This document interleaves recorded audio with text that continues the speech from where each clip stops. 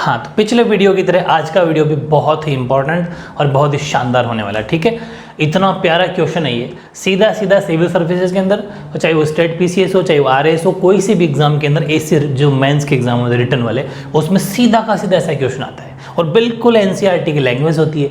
तो कितना मौका है आप अपने आप को रिटन प्रैक्टिस करने की। तो ये जो नोट्स आपको मिल रहे हैं बिल्कुल ऑथेंटिक, इनकी आपको ऐसे कैसे नोटबुक के अंदर उतारना है, प्रैक्टिस करनी है। ठीक है, तो अपना इस चैप्टर का क्वेश्चन नंबर 18 होगा। ये सीधा सीधा क्वेश्चन आपकी बुक से लिया गया है। The Indian constituent assembly was giving concert shape and from the principles it had inherited from the nationalist movement. मतलब ये यूँ कह रहा है कि जो राष्ट्रीय आंदोलन था, हमारी जो संविधान सभा है, संविधान सभा केवल उन सिद्धांतों को मूर्त रूप और आकार दे रही थी जो हमारी राष्ट्रीय आंदोलन में जो उनको विरासत में मिले थे। बिल्कुल सही है, ये क्वेश्चन बिल्कुल सही पूछा गया है। मतलब जो, क्योंकि सीधी सी बात है, हमारी जो संविधान सभा थी, हमारी जो कॉन्स्टिट्यूएंट असेंबली थी, उनको बनाने वाले मेंबर, उनको बनाने वाले सदस्य सारे के सारे नेशनल मूवमेंट से, राष्ट्रीय आंदोलन से जुड़े हुए थे। ये बात मैंने आपको बताई थी। इसीलिए हमारा संविधान दी बेस्ट है, साउथ अफ्रीका का संविधान दी बेस्ट है, यूएसए अमेरिका का संविधान दी बेस्ट है। रीज़न क्या है? क्योंकि इन तीनों के ही संविधान, इन तीनों के ही कॉन्स्टिट्यूशन जो है वो रिटन है, लिखे गए हैं। और दूसरी बात, नेशनल मूवमेंट जो था, राष्ट्रीय आंदोलन जो लोगों ने किए थे, उनसे जुड़े हुए लोग हैं ये। और राष्ट्रीय आंदोलन जब चलेगा, भाई सोचो अपन कोई मूवमेंट कर रहे हैं, मतलब हम किसी समस्या को लेके मूवमेंट कर रहे हैं, भाई किसी प्रॉब्लम को लेके अपन आंदोलन कर रहे हैं, है ना। तो वो जो प्रॉब्लम और समस्याएं थी वो इन लोगों को पता थी, समझ गए? बिल्कुल, इसीलिए हमारा संविधान अच्छा बना। और यही क्वेश्चन है कि क्या वाकई संविधान सभा वही काम कर रही थी जो उस टाइम पर लोगों के जो आश्वासन, सेकंड क्वेश्चन नीचे वाला, कि जो लोगों के उस टाइम पर उन्होंने जो वादे किए थे, जो आश्वासन दिए थे, उन्हीं को पूरा कर रही थी? हाँ, ये भी सही है, नीचे वाला क्वेश्चन भी सही है। दोनों एक ही बात अथवा के अंदर आ सकता है कि भारत का संविधान एक ऐसी सरकार बनाने की नैतिक प्रतिबद्धता है जो राष्ट्रीय आंदोलन में लोगों को दिए गए आश्वासनों को पूरा करेगी। बिल्कुल सही है। जब राष्ट्रीय आंदोलन चल रहा था तो ये जो मेंबर थे, इन लोगों ने, इन जो लोग थे, उनको ये आश्वासन दिया था कि हम ऐसा काम करते हैं कि हमारे देश का एक संविधान बनाते हैं, एक कॉन्स्टिट्यूशन बनाते हैं, और जितनी भी प्रॉब्लम होगी हम वहाँ पर मिल बैठ के सॉल्व करेंगे, हमारे देश का अलग हो, अंग्रेजों को नहीं चलने देंगे। तो वो जो इन्होंने आश्वासन दिया था, जो इन्होंने भरोसा दिया था, उनको पूरा कर रहे थे। हाँ, वो बात भी सही है, ये क्वेश्चन वैसे भी सही है। तो आपको आंसर दोनों का सेम लिखना है कि the Indian constituent assembly a moral commitment किया था ये, to establish a government that will fulfil the many promises, जो वादे किए थे, जो आश्वासन दिए थे, that the nationalist movement held before the people. बिल्कुल से दोनों का आंसर सेम होगा। आपकी बुक में एक हेडिंग है राष्ट्रीय आंदोलन की विरासत। ये मैं आपको विरासत की बात बताता हूँ। विरासत का मतलब ये होता है कि जैसे पहले राजा महाराजा हुआ करते थे, तो जैसे एक राजा है, एक किंग है, उसका बेटा जो युवराज होगा, उसका बेटा, सीधी सी बात है, उस बेटे के लिए जो उसके पिताजी ने जो एम्पायर खड़ा किया है, उस बेटे के लिए वो विरासत हो गया, उसको विरासत में मिल गया, उसको ज़्यादा जोर नहीं आया। वैसे ही ये कह रहा है क्वेश्चन वाला, ये पूछ रहा है कि हमारी जो संविधान सभा है वो तो सिर्फ उनको विरासत में जो राष्ट्रीय आंदोलन मिल गया था उसी को पूरा कर रही थी। हाँ, बिल्कुल बिल्कुल उसी को पूरा कर रहे थे, क्योंकि उस टाइम पर लोगों के क्वेश्चन थे क्या, कि हमारे देश की सरकार कैसे बनेगी, हमारी जो देश है उसकी गवर्नमेंट कैसे बनेगी, कैसे चलेगी, लोगों के बीच में जो ये असमानताएं हैं ये कैसे दूर होगी, गरीब अमीर के बीच की जो खाई डिफरेंस है वो कैसे दूर होगा। ये जितने भी क्वेश्चन, मैं बताऊँ कौन कौन से क्वेश्चन माइंड में उठे थे, वो सब राष्ट्रीय आंदोलन से तो मिले, हमें नेशनल मूवमेंट से तो मिले, उन्हीं को पूरा करा था। बिल्कुल सही। तो आंसर लिखेंगे अपन कि संविधान सभा केवल उन सिद्धांतों को मूर्त रूप और आकार दे रही थी जो उसने राष्ट्रीय आंदोलन विरासत में प्राप्त किए थे। ये तो क्वेश्चन की लैंग्वेज इतने तो ठीक है। यहाँ the constituent assembly was giving concert shape and form the principles it had inherited from the nationalist movement, यहाँ तक तो ठीक है। उसके बाद यहाँ से स्टार्ट होता है, लेकिन आपको इतना पूरा लिखना है, ठीक है। संविधान लागू होने के कई दशक पूर्व से ही राष्ट्रीय आंदोलन में उन प्रश्नों पर चर्चा हुई थी जो संविधान बनाने के लिए प्रासंगिक थे। Very good. क्या लैंग्वेज लिखी देखो कि राष्ट्र, जब संविधान लागू हुआ था ना, उसके कई दशक पहले, मतलब दशक का मतलब 10 वर्ष होते, कई 10 कोई 100 वर्ष पहले ये चर्चा हुई थी। क्या चर्चा हुई थी? कि संविधान बनाने के कुछ क्वेश्चन है माइंड में। क्या क्वेश्चन उठे थे? कि भारत में सरकार का स्वरूप और संरचना कैसी होनी चाहिए, मतलब जो इंडिया की जो गवर्नमेंट है, यहाँ से बढ़ता हूँ मैं एक बार इंग्लिश के अंदर भी, for decades Preceding the promulgation of the Constitution, the nationalist movement had debated many questions that were relevant to the marking to the Constitution. वो क्या क्वेश्चन थे कि the shape and form of government, हमारे देश की सरकार की जो स्वरूप हो कैसा होगा, इंडिया शुड हैव, ठीक है। दूसरा the values it should uphold, यहाँ पर वैल्यूज का मतलब है मूल्य।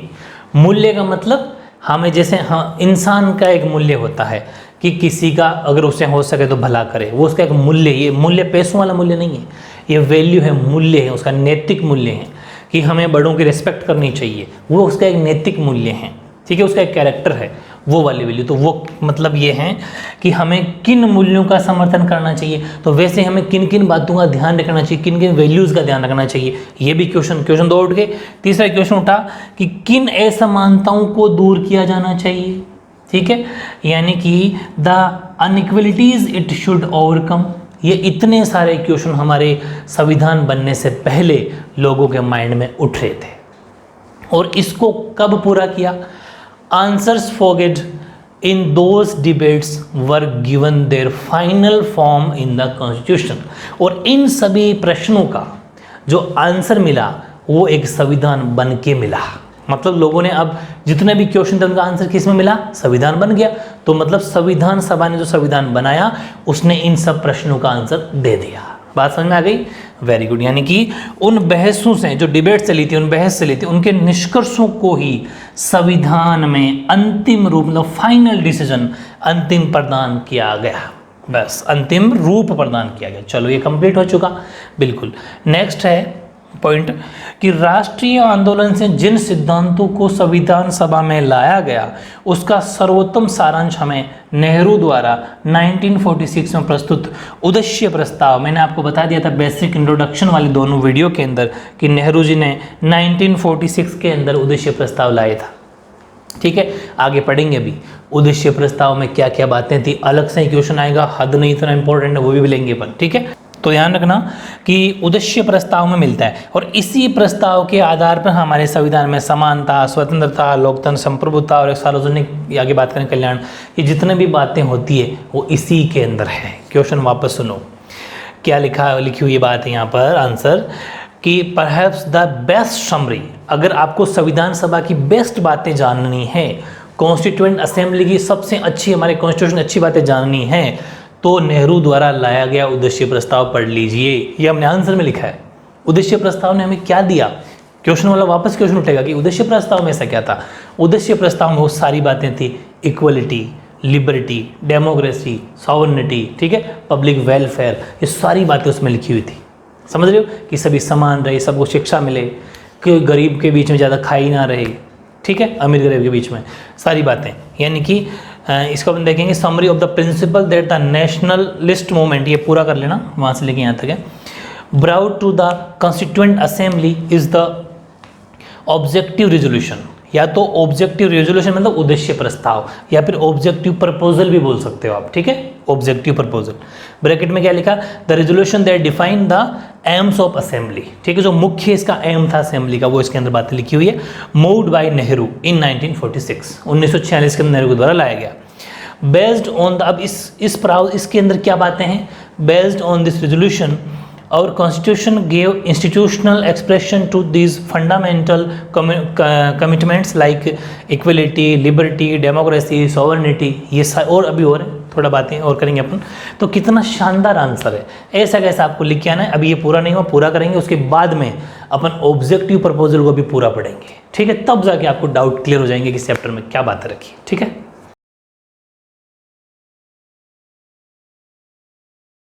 हाँ, तो आगे देखो, हिंदी के अंदर ठीक करना, जो अपने सार्वजनिक में लिख दिया था ना, यहाँ पर वो सार्वजनिक नहीं है, सार्वजनीन है। सार्वजनीन पहचान का मतलब है पूरे संसार में हमारी एक पहचान, सार्वजनीन, जिसको हर कोई जाने। ठीक है, यानी कि कॉस्मोपॉलिटन आइडेंटिटी। ठीक है, सॉरी, वो कॉस्मोपॉलिटन आइडेंटिटी का मतलब होता है जिसको हर कोई जाने, सार्वजनीन, सबकी नज़रों में हो, पूरे विश्व में हमें लोग जाने। ऐसी पहचान हमारी संविधान सभा ने, यानी हमारे संविधान ने, हमारे कॉन्स्टिट्यूशन ने हमें दी। समझ गए? Very good. सर्व पहचान जैसी बुनियादी प्रतिबद्धताओं को संस्थागत स्वरूप दिया गया। आगे देखते हैं। अतः हमारा संविधान केवल नियमों और प्रक्रियाओं का भूल भुलैया नहीं है, बल्कि ये एक ऐसी सरकार बनाने की नैतिक प्रतिबद्धता है जो राष्ट्रीय आंदोलन में लोगों को दिए गए आश्वासन को पूरा करेगी। तो मतलब जो क्वेश्चन में दोनों क्वेश्चन अपन लिखे थे वो दोनों आंसर इसके अंदर छुपे हुए। देखो ये दो लास्ट की जो दो लाइन है ये नीचे वाला क्वेश्चन है, और जो शुरुआत करती है अपने क्वेश्चन का आंसर लिखने की वो ऊपर वाला क्वेश्चन था। मतलब ये क्वेश्चन जो आंसर अपन लिखा है ये दोनों क्वेश्चन का एक ही आंसर होगा, चाहे दोनों पूछे एक साथ तो भी यही आंसर इतना लिखना है आपको, और एक पूछे तो भी इतना लिखना है, चाहे दोनों में से कोई सा भी क्वेश्चन एग्जाम में लिखा हुआ जाए आपको आंसर ये पूरा डिट्टो ऐसा का ऐसा लिखना है। देखो मैं एक बात बताऊं, एनसीईआरटी की खास बात क्या होती है, एनसीईआरटी आपको मजबूत कर रही है, आपको नींव मजबूत कर रही है, क्योंकि जब जैसे अपन आगे कॉन्स्टिट्यूशन पढ़ेंगे, जैसे आप कॉम्पिटिटिव एग्जाम की तैयारी करोगे वहाँ पर एक एक आर्टिकल पढ़ना पड़ेगा, एक एक अनुच्छेद पढ़ना पड़ेगा, तब आपको ये थ्योरी नहीं आएगी वहाँ पर। तो ये थ्योरी किस लिए आती है, ये आपका बेस मजबूत कर रही है, ये आपको हर चीज़ें बता रही है कि कैसे कैसे क्या हुआ था पहले, तब ये संविधान का ये आर्टिकल रखा गया, ये अनुच्छेद रखा गया, ये नियम बनाए गए, ये कायदे बनाए गए, सब बातें, ये अधिकारी राइट्स सब बातें, समझ गए। इसलिए थ्योरी को दिमाग में फिट करनी है। दूसरी बात, जो जैसे आप सिविल सर्विसेज की तैयारी करोगे, कोई भी बड़े कॉम्पिटिटिव एग्जाम की तैयारी करोगे ना, तो मेंस का जो पेपर होगा वो रिटन होता है, उसमें ये थ्योरी वाले क्वेश्चन नहीं आते हैं। आपसे कारण ही पूछते हैं कि क्या कारण था जब ऐसा हुआ, या फिर आपके क्या विचार हैं, समझ रहे हो। इसलिए ये मजबूत करनी नहीं, थ्योरी को बार बार रिवाइज करना, दिमाग में फिट करना है, ठीक है, ये ध्यान रखना। तो लास्ट यहाँ से लिखते हैं अपन, हिंदी जो लिखी थी ना अतः हमारा, तो वहाँ से 10 our constitution is not a merely a match of rules, यानी ऐसा नहीं है कि सिर्फ एक ये नियमों का भूल भुलैया, मतलब कि कोई नियमों का एक ऐसे कोई पोथी पांदड़ी नहीं है ये, मतलब समझ के एक बंडल नहीं है भाई चलो नियम कायदे रख के बैग पैक करके रख दिया, नहीं ऐसा ही नहीं है। इसमें सब कुछ बातें रखी, यहाँ पर लिखा नहीं है वर्ड हिंदी में, भूल भुलैया का मतलब है कि ऐसा ही नहीं कि कोई बॉक्स भर के रख दिया वैसे ही और बस कि ये लो संविधान, नहीं, इसमें बहुत सारी बातें हैं जो हर लोगों की सारी, कैसे सरकार बनेगी, कैसे लोगों की सारी हितों को देखा जा रहा है, लोगों के पास क्या क्या राइट्स होने चाहिए, उन सभी बातों को रखा गया है, ऐसे नियम कायदे नहीं है, ठीक है, यानी कि rules and procedures, but a moral commitment to establish a government that will fulfil the many promises that the national movement held before the people. जो राष्ट्रीय आंदोलन में हमने वादे किए थे, जो आश्वासन दिए थे, उन सभी को पूरा करता है, सभी को फुलफिल करता है, ठीक है, ऐसे कोई भूल भुलैया नहीं है नियमों का, ठीक है, ये बात है। अब मैं बार बार अपन यूज़ करे थे ऑब्जेक्टिव प्रपोजल, ऑब्जेक्टिव प्रपोजल मतलब ऑब्जेक्टिव रिजोल्यूशन बोल दो बोले, ऑब्जेक्टिव रिजोल्यूशन या फिर ऑब्जेक्टिव प्रपोजल या फिर उद्देश्य प्रस्ताव, जो हमारे नेहरू जी लेके आए थे उद्देश्य प्रस्ताव, ठीक है। तो ये उद्देश्य प्रस्ताव क्या है, हालांकि मैंने जो बेसिक इंट्रोडक्शन 2 वीडियो बनाए हैं, उन दोनों वीडियो में इसके बारे में अच्छे से बता दिया, लेकिन इसके अंदर क्या था वो पढ़ेंगे। फिर एक बार छोटा सा रिवाइज कर दूं कि उद्देश्य प्रस्ताव यानी ऑब्जेक्टिव प्रपोजल या ऑब्जेक्टिव रिजोल्यूशन 13 दिसंबर 1946 को लाया गया। 13 दिसंबर का मतलब 13 दिसंबर 1946 को लाया गया। जब उधर किसी भी प्रस्ताव या प्रपोजल को लाया जाता है, लेकिन उसमें सबकी सहमति से वो पास कब हुआ, पास हुआ था 22 जनवरी 1947 को। 13 दिसंबर 1946 को लाया गया और महीने 1.5 महीने बाद में 22 दिसंबर को सब ने यस कर दिया, और फिर ये जो उद्देश्य प्रस्ताव है, जो ऑब्जेक्टिव प्रपोजल है, ऑब्जेक्टिव रिजोल्यूशन है, उद्देश्य प्रस्ताव वो पास हो गया, ठीक है। लेकिन बात दिमाग में ये है कि यही उद्देश्य प्रस्ताव ऐसा था जिसने हमारी जो प्रस्तावना है, प्रियम्बल है, उसको पूरा का पूरा प्रियम्बल इसी पर डिपेंड है, प्रस्तावना इसी पर डिपेंड है, और हमने इस ऑब्जेक्टिव की बहुत सारी बातें कॉन्स्टिट्यूशन असेंबली में भी रखी गई। तो ऐसा क्या खास था इसके अंदर, एग्जाम में क्वेश्चन आएगा सीधा सीधा कि ऑब्जेक्टिव रिजोल्यूशन के अंदर मेन पॉइंट क्या है, या फिर ऑब्जेक्टिव रिजोल्यूशन के अंदर क्या क्या ऐसी बातें हैं जो हमारे को मतलब एक हेल्प करती है, वो बातें सारी पढ़नी। जितनी भी 7-8 बातें हैं इनको बिल्कुल बार बार रिवाइज करो, 100% फ्यूचर में सीधा सीधा एक क्वेश्चन ऐसा आएगा, 100% तैयारी कर लेना। वो 8 बातें क्या देखते हैं अपन। पहली बात देखो कितनी शानदार बातें लिखी हुई, तभी तो अपने इसको यस किया कि भारत उद्देश्य प्रस्ताव के प्रमुख बिंदु क्या होंगे लिखना है, main points of to the objective resolution. Question है 19वां आंसर है भारत एक स्वतंत्र संप्रभु गणराज्य है। बिल्कुल सही है, India is a independent sovereign Republic, क्योंकि हम अब आज़ाद हो गए, अब हम स्वतंत्र हैं, हम किसी के फोर्स पे, अंग्रेजों के किसी गुलाम नहीं है। हम हमारा सब कुछ, हमारा तिरंगा झंडा है, हमारा संविधान है, हमारी जनता है, हम सब अलग बिल्कुल सेपरेट है, ठीक है, किसी पर कोई जोर नहीं है।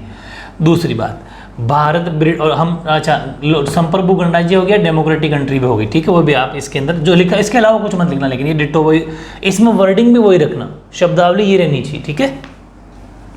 भारत ब्रिटेन के अधिकार में आने वाले भारतीय शत्रु, ध्यान रखना, जहां पर ब्रिटेन का मतलब अंग्रेज, जो अंग्रेजों के अंडर में जो हमारे एरियाज आते थे इंडिया के, वो शत्रु कोमा, देसी रियासतें और देसी रियासतों के भी बाहर ऐसे क्षेत्र जो हमारे संघ यानी कि हमारे देश में देश का अंग बनना चाहते हैं, उन सब का संघ होगा। ये बात भी नेहरू जी के उद्देश्य प्रस्ताव में लिखी हुई है, क्या कि India shall be union of erstwhile British Indian territories, जो अंग्रेजों के अधिकार क्षेत्र में थी, लेकिन अब अंग्रेज तो निकल गए, तो वो इलाका जो अब हमारे देश में मिलना चाहता है, मतलब इंडिया के अंदर, इंडिया के स्टेट्स या फिर other parts of outside British India and Indian states are as are willing to be a part of the union, वो हमारे यूनियन का, वो हमारे इस संघ का, पूरे संघ का, मतलब भारत एक संघ है, भारत एक यूनियन है, इसमें मिलना चाहिए तो मिल सकते हैं। और ये मैंने आपको पहले बताया था कि जो प्रिंसली स्टेट्स है, तो देशी रियासतें हैं, उनको छूट थी कि वो चाहे तो पाकिस्तान मिल सकते हैं, चाहे तो भारत मिल सकते हैं, उनको छूट थी। इसके अलावा तो मोस्टली भारत में मिली थी, आपको बताइए। हालांकि जो कुछ पाकिस्तान के क्षेत्र में, अभी जैसे पाकिस्तान का बंटवारा हुआ तो पाकिस्तान के क्षेत्र में जो लोग आते हैं वो तो फिर उधर रह गए, बाकी मोस्टली हमारी जो प्रिंसली स्टेट्स हैं, देशी रियासतें हैं, जो राजा महाराजाओं का रास्ता वो, और राजा महाराजाओं के राज के आसपास छोटी मोटी कोई भी ज़मीन हो, वो वहाँ के लोग अगर भारत के अंदर मिलना चाहे तो मोस्ट वेलकम मिल सकते हैं, वो हमारे संघ का, हमारी यूनियन का एक पार्ट है, हिस्सा है। ये बात भी इसमें लिखी हुई है, समझ गए। दूसरा पॉइंट। तीसरा, संघ की इकाइयाँ स्वायत्त होगी। संघ का मतलब हमारा पूरा भारत एक देश, वो एक यूनियन, एक संघ हो गया। उसकी यूनिट का मतलब है इकाइयाँ, मतलब वो ऑटोनोमस होगी। ऑटोनोमस क्यों का मतलब क्या होता है, वो ऑटोनोमस यूनिट्स इसलिए बोलते हैं कि भारत एक संघ यूनियन और उसके 28 राज्य, अभी की ताज़ा बता रहा हूँ, 28 स्टेट्स, तो सभी के सभी राज्य अपने अपने सेपरेट हैं, स्वायत्त हैं।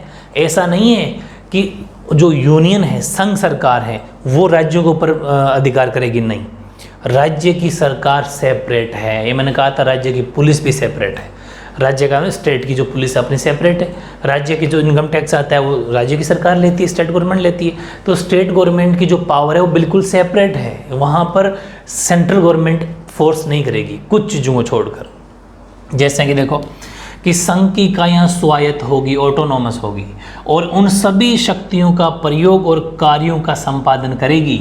ध्यान रखना, उन सभी शक्तियों का प्रयोग और कार्यों का संपादन करेगी जो संघीय सरकार, सेंट्रल गवर्नमेंट को नहीं दी गई। ऐसा नहीं है कि इसकी जो पावर और शक्तियाँ हैं वो केंद्र सरकार यूज करेगी, नहीं, राज्य सरकार की शक्तियाँ, स्टेट गवर्नमेंट की पावर खुद यूज करेगी, वो कि संघीय सरकार को उसका कोई हक नहीं है। ये भी इसमें बात कही है, तभी हमारे देश की खास बात है, सेंट्रल गवर्नमेंट अलग होती है, स्टेट गवर्नमेंट अलग है। जैसे कि राजस्थान में भी कांग्रेस गवर्नमेंट है यहाँ पर, और सेंटर में बीजेपी गवर्नमेंट है ना। ऐसे एग्जाम्पल आप मन में ले सकते हो।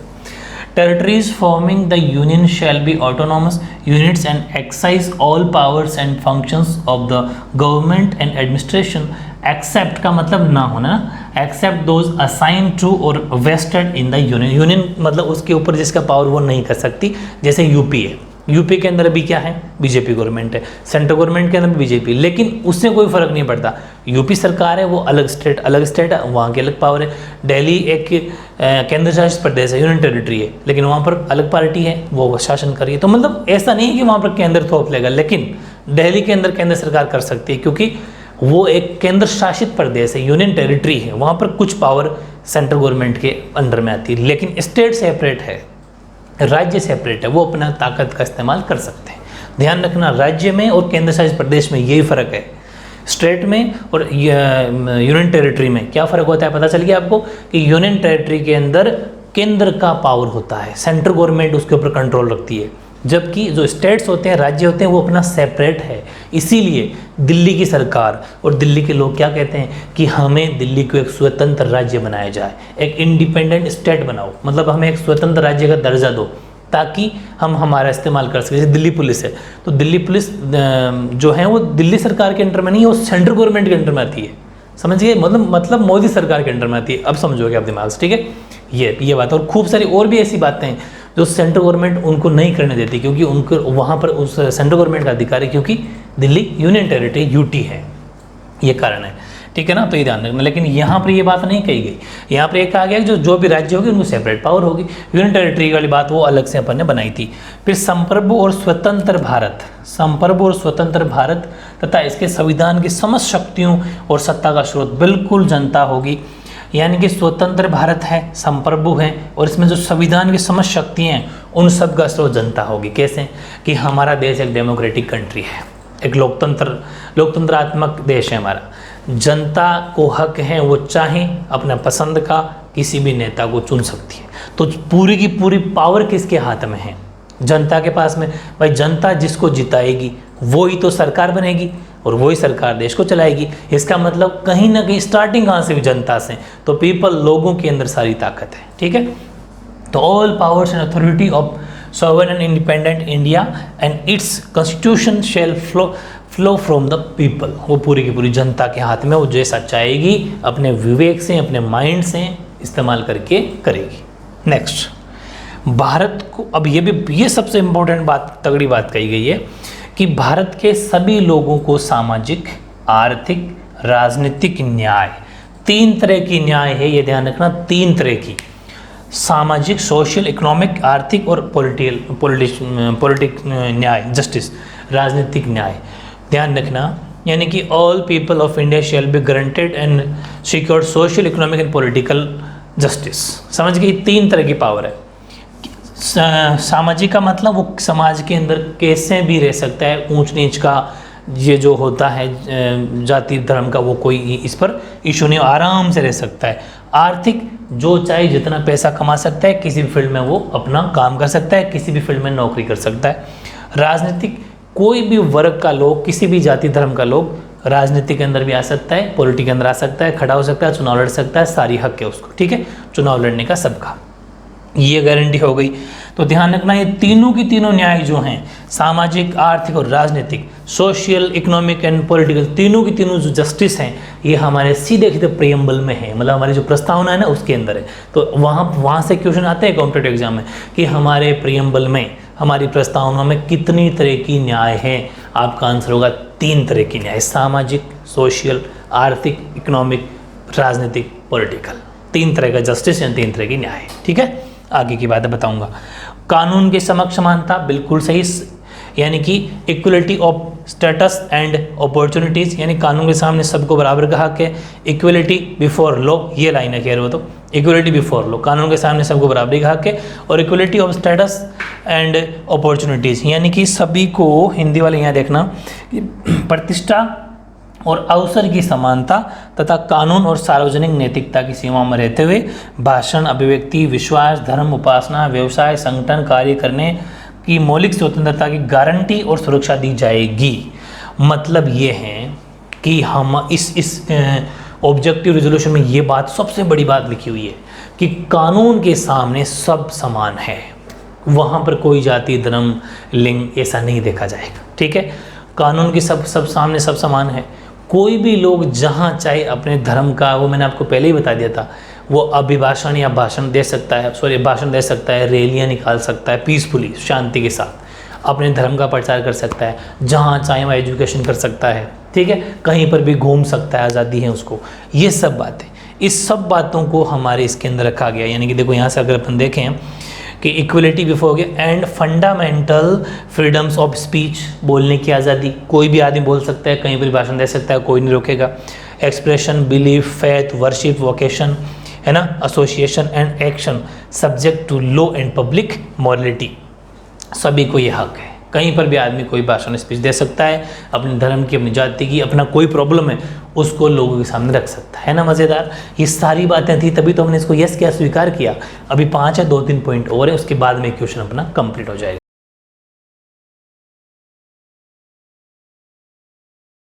नेक्स्ट 6वां पॉइंट देखो कि the minorities, backward and tribal areas, depressed, ठीक है, depressed and other backward classes shall be provided accurate safeguards, यानी कि जो हमारे पिछड़े वर्ग हैं, जो अल्पसंख्यक हैं, जो जनजातीय क्षेत्र है, मतलब ट्राइबल एरियाज, दलित हैं, है ना, वो अन्य कोई भी पिछड़े वर्ग हैं, उनको समुचित सुरक्षा दी जाएगी। ऐसा नहीं कि जनजाति के लोग रहते हैं उनको, मैंने कहा भी था, इसके लिए हमने एक आरक्षण लेके आए। हमारे संविधान में एक आरक्षण का प्रोसेस आएगा, आरक्षण हम लोग रिजर्वेशन का, कि जो तभी तो ये कैटेगरियाँ बन गई, ST SC OBC जनरल, ये कैटेगरी आ गई कि जो अन्य पिछड़े वर्ग के लोग हैं, जो गरीब हैं, दलित हैं, ठीक है, उनको ST SC में रख के उनको कैसे न कैसे ऊपर उठाया जाए, क्योंकि उनके पास में इतनी सुख सुविधाएं नहीं है कि वो अच्छे कॉलेज में, अच्छे स्कूल में बच्चों को पढ़ा सकें, ताकि तो इसलिए उनके लिए गवर्नमेंट ने क्या करा, पढ़ाई फ्री कर दी, पढ़ाई में बहुत सारी छूट दे दी, और नौकरी की जितने भी गवर्नमेंट वैकेंसी होती है उनमें कुछ % की छूट दे दी,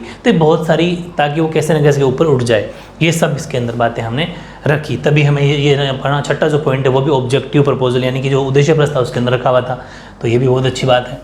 अगली, गणराज्य की क्षेत्रीय अखंडता तथा थल जल और आकाश में इसके संप्रभु अधिकारों की रक्षा सभ्य राष्ट्र कानून और न्याय के अनुसार की जाएगी। अच्छा, जैसे कि हमारे पास कोई ज़मीन है, बहुत बढ़िया एग्जांपल देता हूँ मैं। सपोज अपन जहाँ रहते हैं वो हमारी ज़मीन हो गई, मतलब सपोज अपने खरे कोई ज़मीन हमारी है, वो खेती कर रहे हैं जहाँ पर, ऐसा मान लो कि हमारा खेत है, फील्ड है, उस खेत के अंदर अगर गलती से मान लो कि अपन ने कोई खुदाई कर ली और उसमें सोना निकल के आ गया, तो वहाँ पर अब हमारा हक नहीं है, समझ गए, क्योंकि थल जल और आकाश तीनों में कानून काम करेगा कि कहाँ कब तक ये ज़मीन हमारी है, हमारी होते हुए भी अपन को तब खाली करना पड़ेगा।